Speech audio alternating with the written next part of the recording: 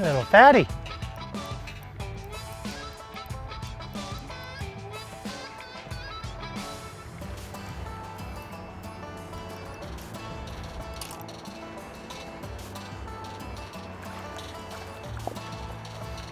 Come here. Hey. A little shaky head action on Clear Lake.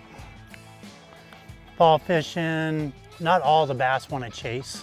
You know, they don't want to exhaust all their energy, so they're just sitting down there. They might be eating crawfish or eating something else. And so throwing a shaky head, you can keep it in the zone longer. So if a fish, maybe seen some fishing pressure, a few boats go by or something. So the shaky head is just another presentation that they haven't seen from other fishermen.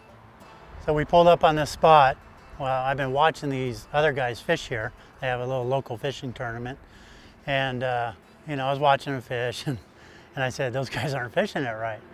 So I waited, about 15 minutes, came over here, pulled out a shaky head and fished the same water those guys were fishing. And by throwing a different presentation and slowing down a little bit with a shaky head, you can catch more fish.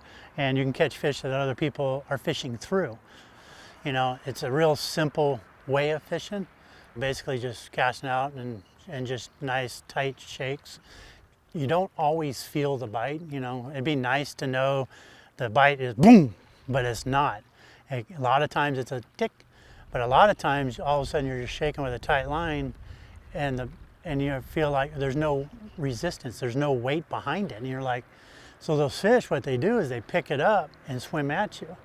And so it's not always the bite you feel, and so a lot of people will miss the bite and miss the fish. So it's always paying attention to your line, to your bait, and catch fish like that.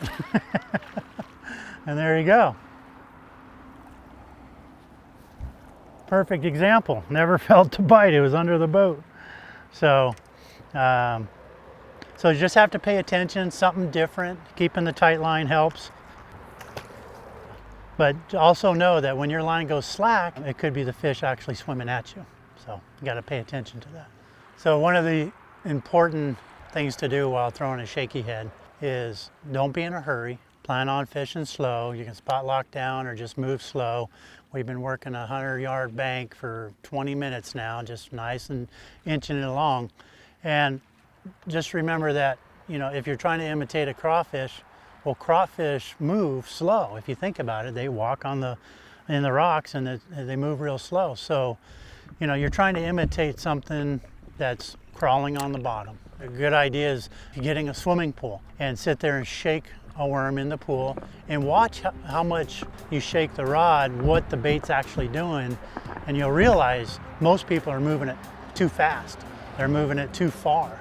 And you literally are just trying to just inch it along, just crawl it on the bottom. So it works best if you're patient and you fish it slow. Oh, here we go. Got one. Oh, this is a big one, dude. This is big. This is big. Oh, please, be a bass. This is big. Oh,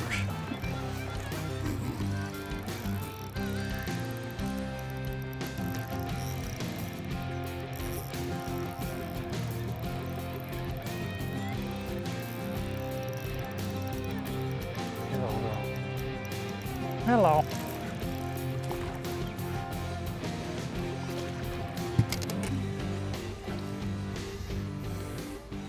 Now that's a chunk. Look at that thing.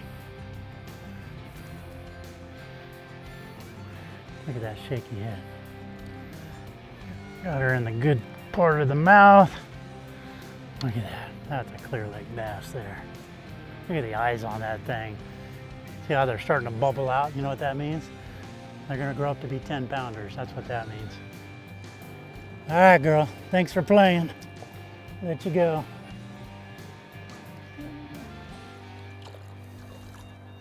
Yeah, catch her again later.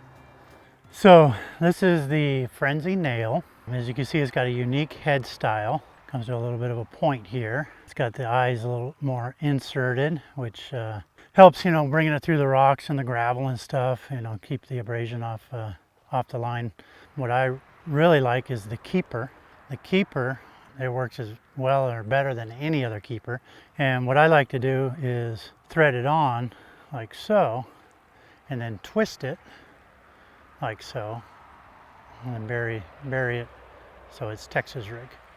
So now this, you can put that anywhere. You can cast it in a bush, in the tulies, the pads, I mean, it doesn't matter. And that bait will come through. So as you're working it and shaking it, it's gonna come through all the vegetation and the wood and the rock.